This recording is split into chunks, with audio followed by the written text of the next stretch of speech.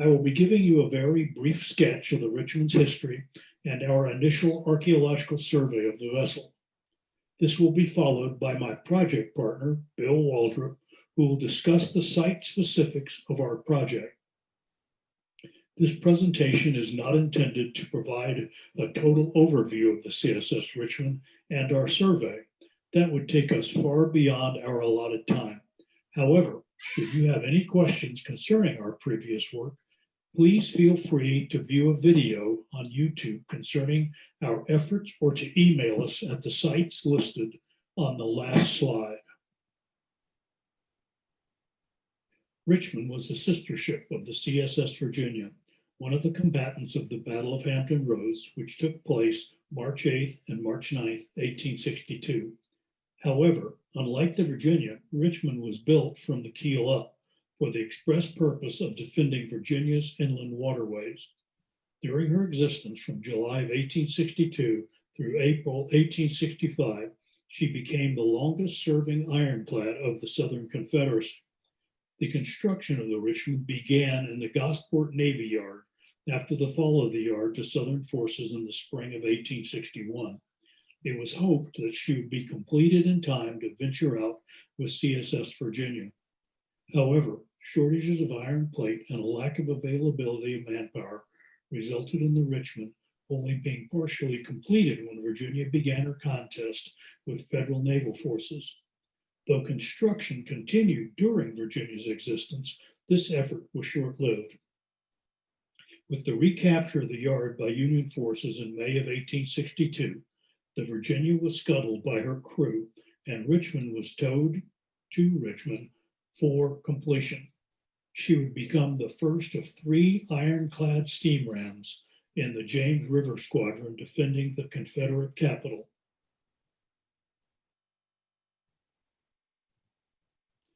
Designed by naval engineer John L. Porter, Richmond was an evolutionary naval vessel and one designed for the shallow and narrow rivers of Virginia and later other rivers throughout the Confederacy. Porter's design would become emulated by 7 other Confederate ironclads of the Southern Navy and become known as the Richmond class of ironclads.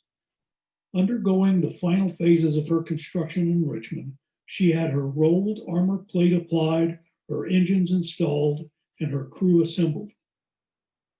Richmond was not built for beauty. She was a brutish, mobile, armored gun platform possessing a 12-foot draft flat bottom, a mix of 4 large caliber smoothbore and rifle guns, and 1 12-pounder mountain gun. She possessed over 27 inches of wood and armor plate standoff protection, comprised of 22 1/2 inches of pine and oak mix, and 3 layers of armor plate rolled at the Tredegar Iron Works in Richmond. Due to the many resource shortages within the Confederate effort, she was fitted with 2 salvaged engines from the Arctic, an old dilapidated lighthouse vessel. This resulted in her speed of only 4 knots, but this would prove more than adequate for the sandbar congested James River. Though there is no documented mention of their use, the Richmond was also fitted with a ram and a removable spar torpedo. Richmond was one of 3 ironclad steam rams, her sister gunboats being the CSS Fredericksburg and the CSS Virginia II. Each was unique in construction and capability. These 3, in conjunction with the components of protection by infantry, mining of the river, and gun fortifications, were critical in protecting the James River approach to the city of Richmond. In this manner, they succeeded until the capture of the city by land forces of the Federal Army in 1865. Richmond served in various skirmishes, naval operations, and defensive activities during her service in the James River. Among these were the Battle of Trenches Reach in January 1865, in which the squadron unsuccessfully attempted to break through the Federal naval line and destroy the Federal Army's primary regional supply depot at City Point, Virginia. With the impending loss of the Confederacy's capital and base for the squadron's vessel at Richmond, The Fredericksburg and Virginia II were scuttled in the early morning hours of April the 3rd, 1865 at Drury's Bluff. Richmond, on patrol that night, was destroyed at Chaffin's Bluff, approximately 8 miles south of the capital. Though this fanciful print on the left portrays that scuttling, there is little documented knowledge of the 3 ironclads' actual destruction. Virginia II was destroyed by the detonation of her magazines, and Fredericksburg was likely destroyed by burning. The instrument of Richmond's destruction is unknown to this day. After the American Civil War ended, the clearing of the James River in order to provide a navigable river access to the city of Richmond became a peacetime priority. Prior to the Civil War, the city of Richmond was one of the South's largest ports. This clearing activity involved limited raising of shipwrecks and clearing of numerous obstacles in the James River, particularly at Drury's Bluff. This was accomplished through private, governmental, and unauthorized salvage of the numerous wreckage existing in the river. In one manner or another, this effort continued into the 1930s. Both Fredericksburg and Virginia II were either destroyed or salvaged immediately after the Civil War, and the majority of wreckage and obstacles was cleared by 1868. Richmond remained the exception. Scuttled at Chaffin's Bluff, Richmond had sunk on her side on the Chesterfield side of the James River. The particular cause of her sinking is not specifically known. She was set afire and likely exploded, although to what degree is unknown. Noted as lying on her side until 1870, by 1871 she had capsized and lay on her casemate's top. A large proportion of her hull was exposed to river traffic. The slide above denotes that capsizing. In 1871, a salvager by the name of Peter Asserson, under contract with the federal government, bought the wreckage of the Richmond and, using a whaleboat, salvaged the wreckage while fulfilling the terms of his contract to clear her as an obstacle to river navigation. It is known that most of the hull and propulsion components were removed. However, virtually no other information concerning the salvage or the amount of wreckage removed exists. After her salvage, most of the Richmond's wreckage appears to have disappeared into the river's bottom. In 1982, the author, Mr. Clive Cussler, and a group of volunteers performed a brief survey of the wreckage and obstacles in the James River. It was during this time that the wreckage of the 3 ironclads were rediscovered. Due to limited time and resources, extensive efforts could not be brought to bear on these areas. The sites, with the assistance of a salvage sketch map drawn by a salvager named Benjamin Malafert, were visited and observations noted. The Richmond wreckage was the last site in the Drury's and Chaffin's Bluffs area. The wreckage's position under the riverbed was difficult to survey. In 1993, utilizing the Cussler study, a second survey of the Richmond wreckage was completed by the Tidewater Atlantic Research Company under the direction of Dr. Gordon Watts. This survey was contracted by the Army Corps of Engineers towards possible dredging efforts of the James River's commercial traffic channel. Watts' study provided a more extensive archaeological survey of the site and became the basis for the present team's survey.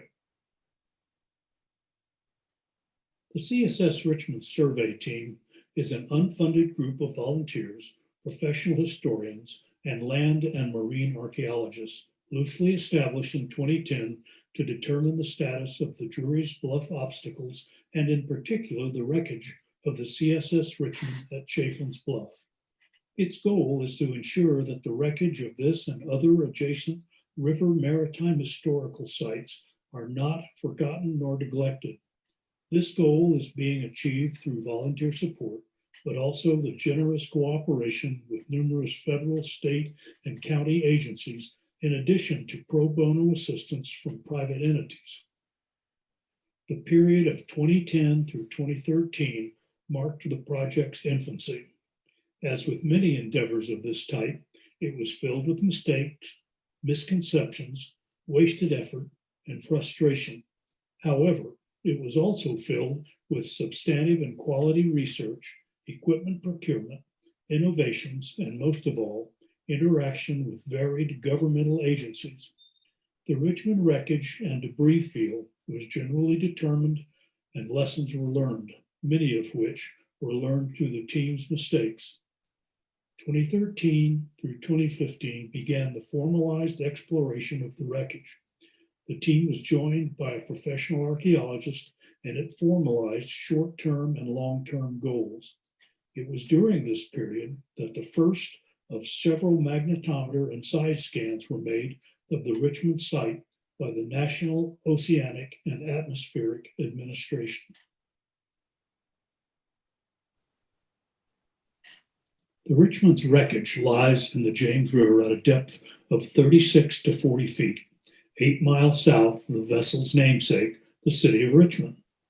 The wreckage's known debris field is approximately 100 feet by 50 feet, and the vast majority of this wreckage lies 6 inches to 15 feet underneath the river bottom. Few components of her lie above the riverbed, though this changes from season to season. Various sections of the wreckage are covered by mud, cobble, rotting vegetation, trees, limbs, and man-made debris. Visibility is 0 to 10 inches, though there have been moments when up to 18 inches of visibility is possible. The majority of wooden structure is comprised of oak or pine wood. Her metal components are of sheet, forged, and molded iron, though some copper has been found in small objects. Apart from sheet iron, most of the objects above the river bottom are in good to excellent condition. Wood and iron objects beneath the river bottom are in exceptional condition. Much of the wood and iron appears in generally the same condition as when the vessel sank. There are numerous broken components, all of which appear related to the vessel's destruction or salvage. The majority of the team's efforts are conducted between the first week in June through mid-September, though exceptions have been made. At least one 10-hour day of survey is conducted per week. This day is comprised of site survey by 2 divers of 3 to 4 dives each, as affected by weather and commercial river traffic. Overburden on the vessel changes dive to dive, particularly season to season. Objects identified on dive 1 may be reburied on dive 2. The overall exposed state of the wreckage changes from season to season, each year adding up to 26 inches of overburden. Removal of these seasonal debris and their deposits severely affect the team's limited time resources. Visibility is the greatest challenge for the team. Safety issues in such an environment are a primary concern. This challenge also adversely affects the time resources while on the wreckage. Documentation by the survey team is completed much as any other archaeological survey. Team members utilize dive boards and pencils to depict dimensions and descriptions of artifacts and wreckage construction sites. These efforts can be time-consuming due to the extremely poor visibility current. In some cases, a diver may not even be able to see an object, but describe and document the site by feel. At the end of the dive, the diver will refine the findings of his initial survey, while the team's second diver conducts their dive. During the period between dive days, team members finalize their observations and catalog the day's finds. In many cases, this will require a revisit to the given site on the next dive day to capture missing information. Documentation by the survey team is completed much as any other archaeological survey. Team members utilize dive boards and pencils to depict dimensions and descriptions of artifacts. In 2015, the National Oceanic and Atmospheric Administration provided a magnetometer and side scan of the Richmond wreckage site in the area between Drury's and Chaffin's Bluff. This was a direct result of the exceptional assistance which the agency has provided to our team. In addition to imaging the Richmond, the results of the side scan identified an additional 23 potential targets existent in the corresponding area. Though required to obtain a basic river bottom exploration permit each year, the team was awarded a permit by state and federal government to conduct limited power exploration of the Richmond site, which allowed for power washing and handheld dredging of the designated sites. This was one of the first to be awarded to private individuals with relation to maritime archaeological activities. Private maritime companies such as Abbott Underwater Acoustics and Seafloor Solutions began to volunteer resources and personnel to assist in establishing the particulars of the wreckage sites. The first of these was conducted by Brian Abbott in 2017. It set the technological pace and standard for the team's project. These contributions would result in invaluable successes in the future. These scanning activities will be discussed later in this presentation. This slide represents a sample of artifacts found within the Richmond wreckage site. Description of the many artifacts discovered within the wreckage would require far more time than we have during this presentation. To date, no personal items have been found.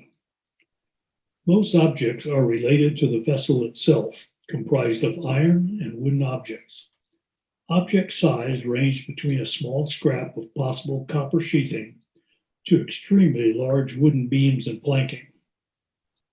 Mechanical objects have been primarily located in the downriver end of the vessel, likely indicating its stern.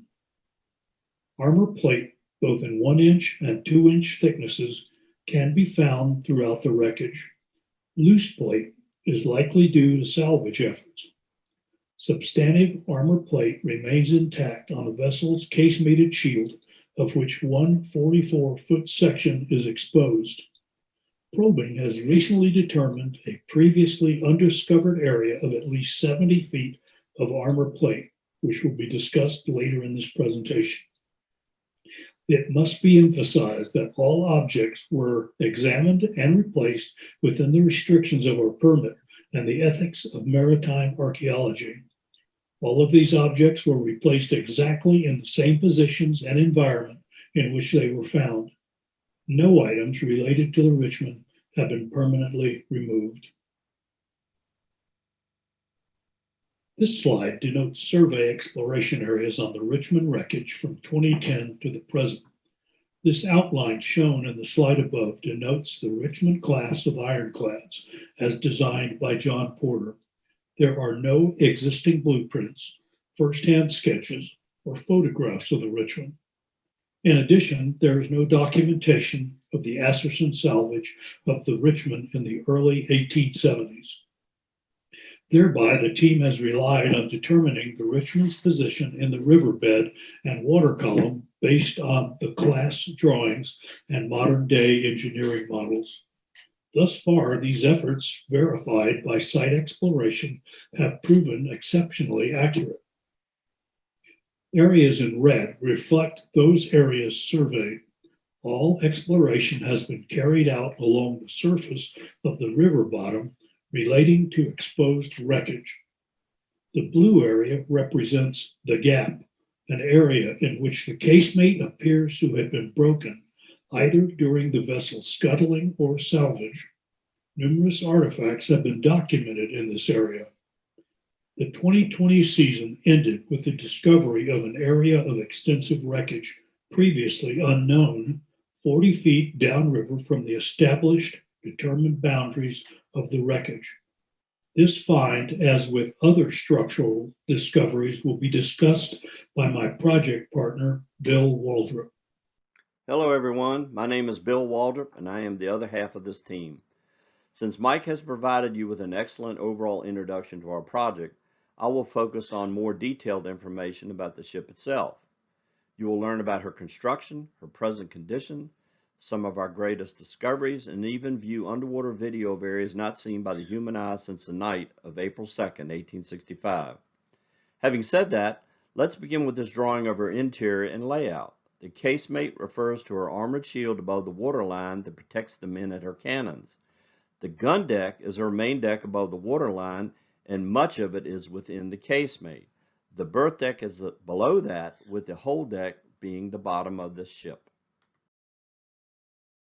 This cross-sectional view will familiarize you with terms you will hear throughout this presentation.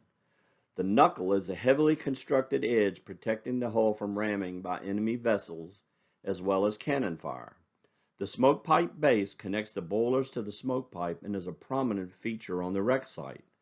The shield or roof are the other names for the slope protective wall of the casemate.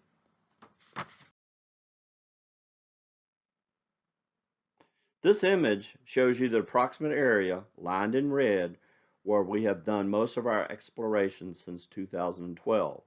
Superimposed within it are features from the next slide. We have focused mainly on this area since it has the least amount of overburden.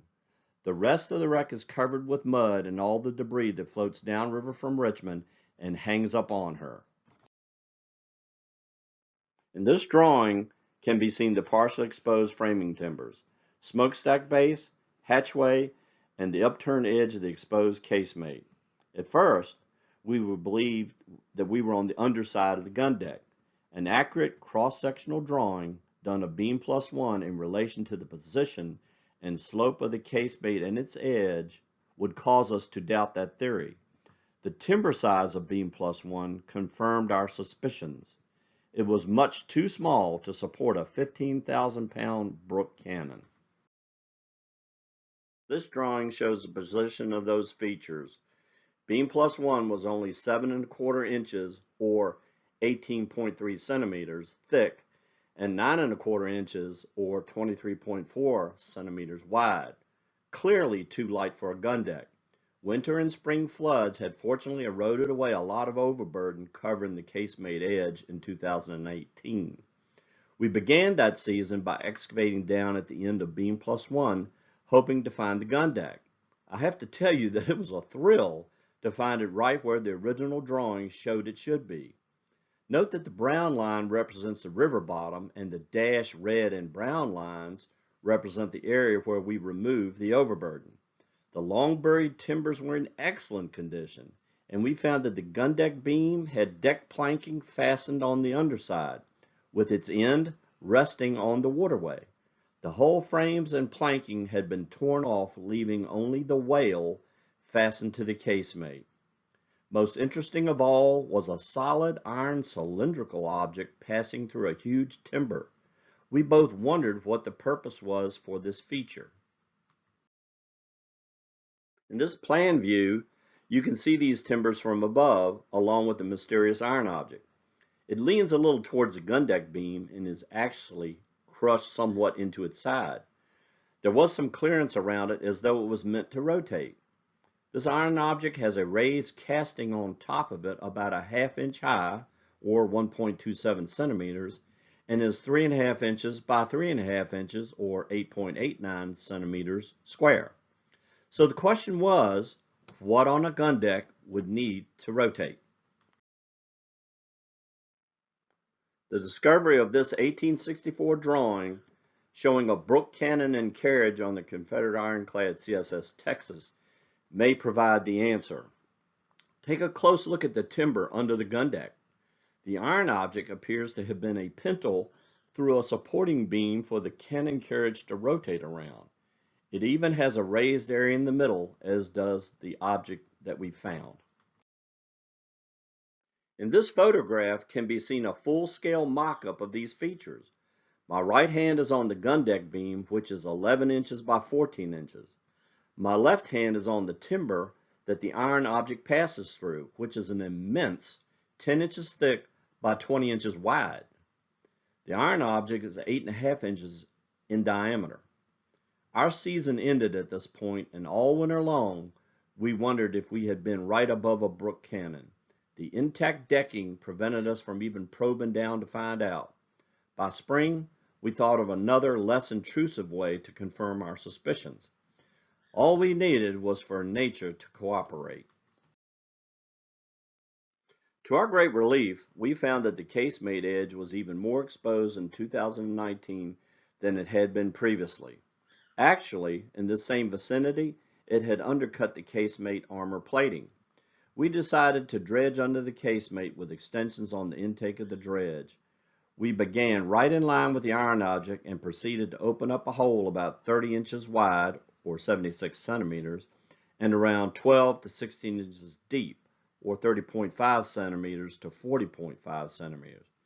Excavating under the casemate, around 69 inches down, 1.75 meters, we began hitting something protruding from the armored shield plates. Not sure what the dredge pipe was hitting, we began to wonder if it might be the gunport door, or even better, a cannon barrel. We weren't about to go under there, so we came up with some unique tools to find out what we were hitting. In this slide, you will find a couple of them. The contour gauge was held vertically as it was passed down the armored shield, riding along the face of it. Again and again, as I moved it from left to right nearly a foot, or 30.5 centimeters, it was hitting something iron, which pushed the pins in, indicating it was hitting something about 2 inches thick. Once this was done, the other tool was run down with the wooden bar held flat against the armor plating. It would show us what the shape was that we were hitting. This too was done numerous times with the same result.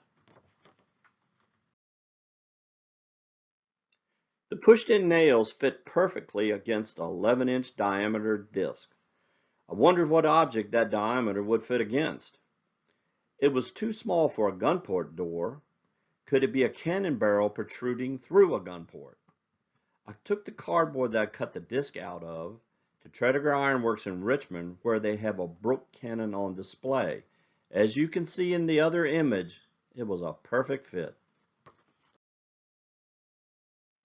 When looking at the scale drawings that I made of this area, I wondered if a Brook cannon could be laying below the gun deck beam and planking.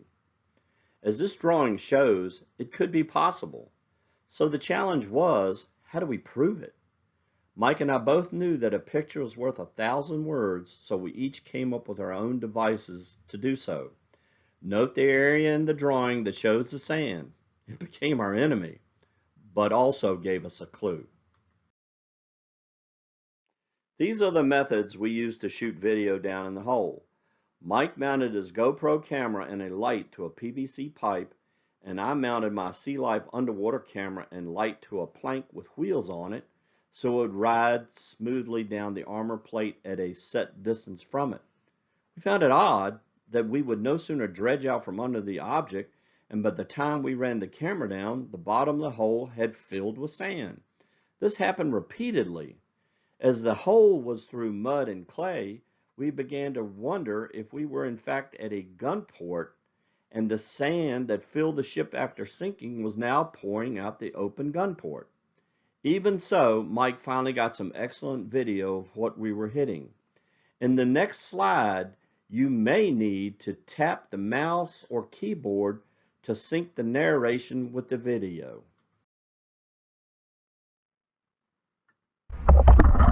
And we're now traveling underneath the casemate. That's one of the iron fasteners sticking out from it that somehow pulled loose. And there's another one. They're flat-headed. These iron plates are 8 inches wide by 2 inches thick. Extremely heavy. And they're still fastened to the upside-down casemate. Now down in the bottom of the hole, there's all kinds of strange things down there. We wish we knew what they were, but we didn't even know what we were filming until we got back home or on the boat and were able to view the video. So Mike is basically down there using the camera on a pole to feel for that object sticking out of the casement. He would go down, move it around left to right, but there again, he's doing this in the dark. He has no idea what's going on down in the bottom of that hole.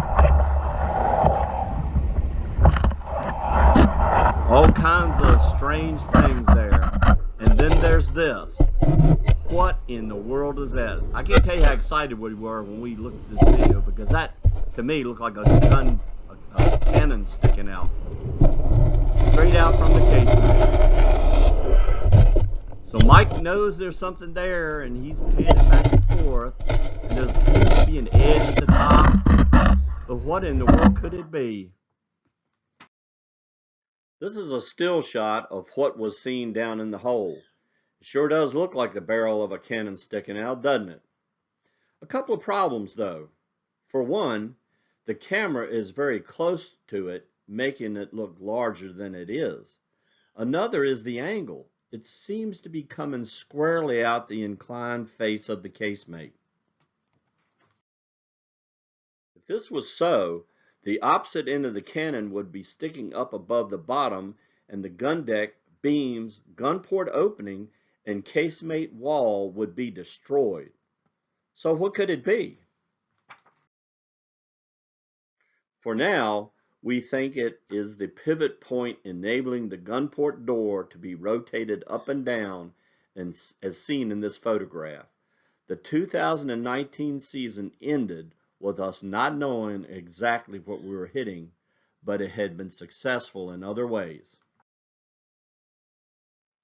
Brian Abbott of Abbott Underwater Acoustics and his partner, our NAS instructor, Dave Thompson, had come to Virginia in April of 2019 to use Brian's sector scanner to help Dr. John Broadwater locate other ships from Lord Cornwallis's fleet scuttled or sunk at Yorktown in 1781. They are shown in this photograph standing with the sector scanner.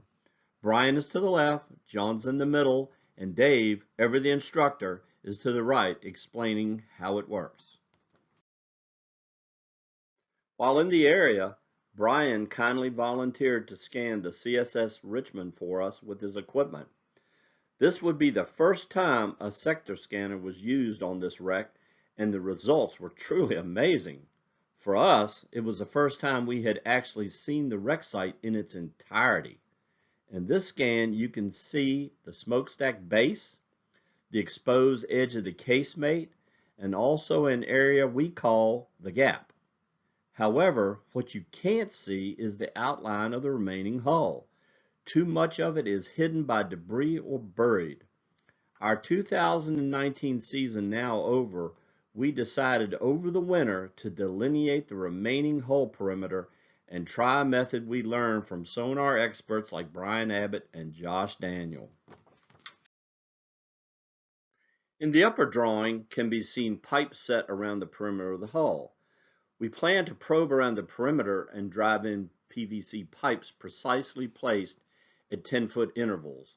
We did this with what I call a pole spacer, seen in the images below, to do the spacing, just as surveyors use chain to accurately measure.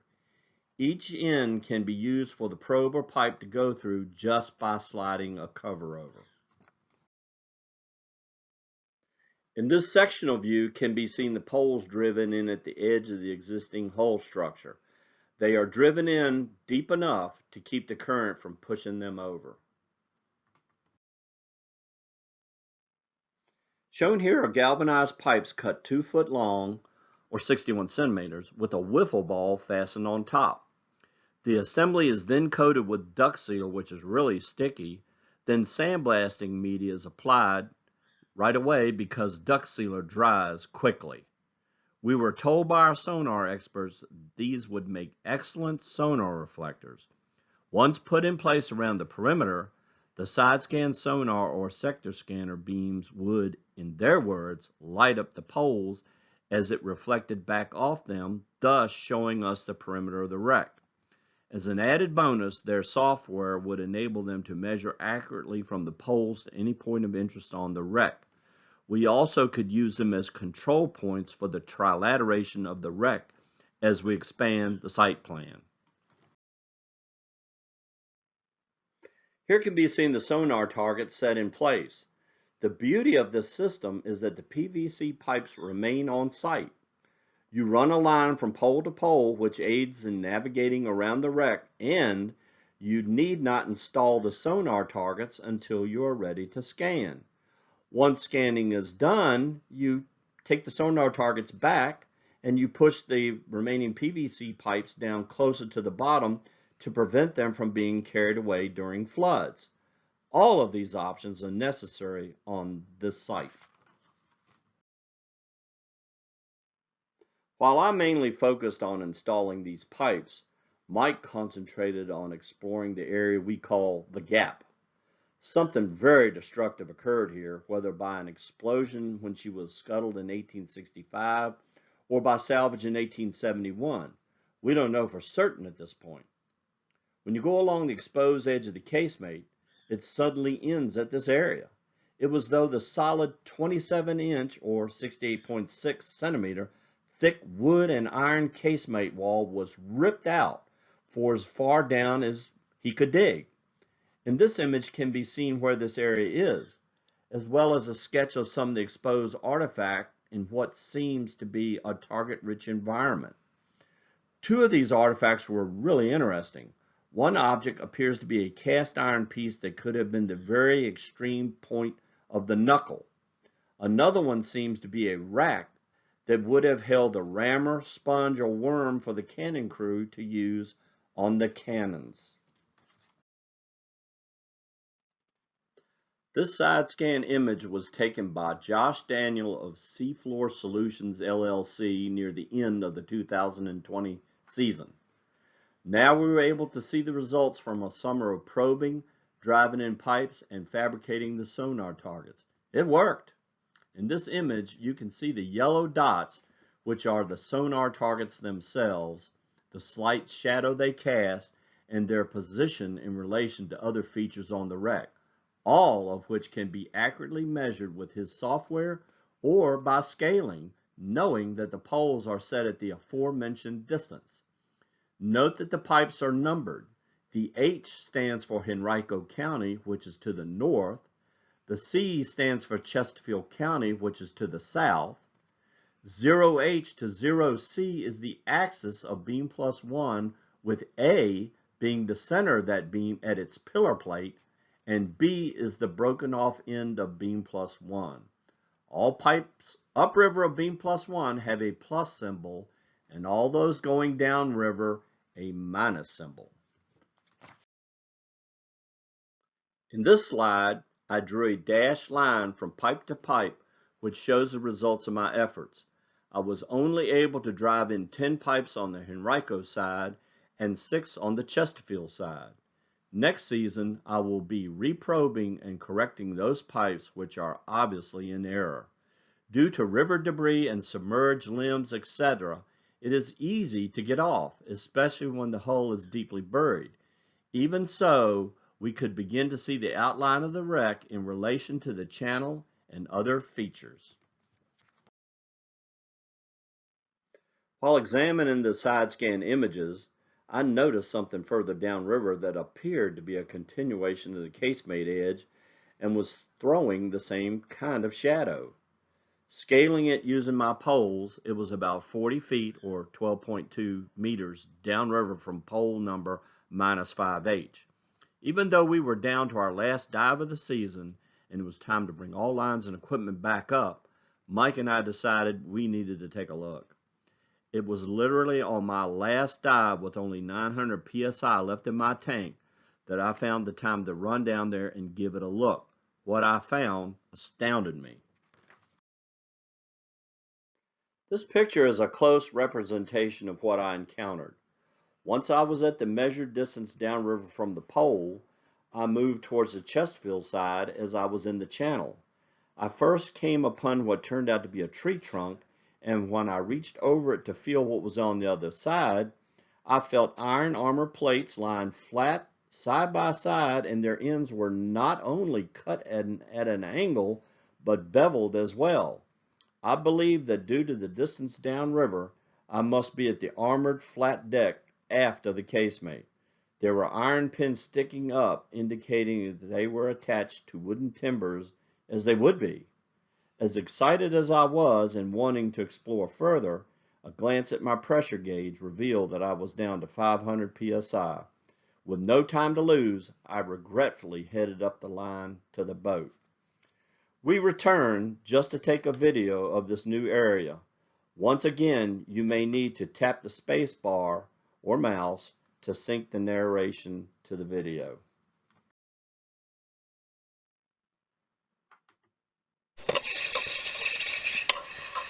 All right, we're now in that new area, and I'm going across the bottom,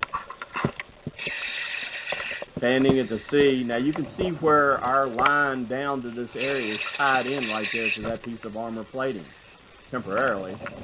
Here's one of the iron pins that is used to fasten the iron plating to the deck. That one is missing. There's a rock stuck in the hole. And here's another one. As you can see, it's at an angle. It's cut on an angle and beveled. Beveled that way. Moving forward, just debris laying in the area.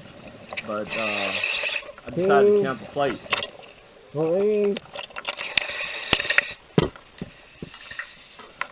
That's just what's exposed. There's no telling what's under that mud. Now I came back to one of these plates because of that funny looking edge on it. There's a line as though there is a half round piece added to the edge.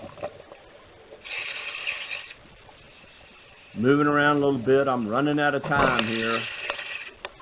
Going down the armor plate, and it's very rough because it's exposed to the water column and it's rusty. And over here is a deck beam that iron armor plate was fastened to. Those plates all seem to be fastened to it. You see the pins. There's literally stuff everywhere. Moving over a little bit, there's some iron piping. Was it steam piping? You can still see the threads on the inside. It's what you would call a T-fitting. And that iron pipe was about 10 foot long. Just laying right on top.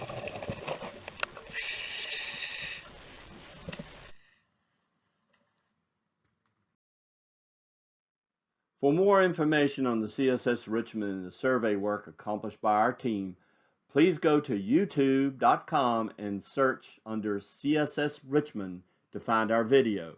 Should you have any more questions, please feel free to contact us at the email addresses listed. Thank you.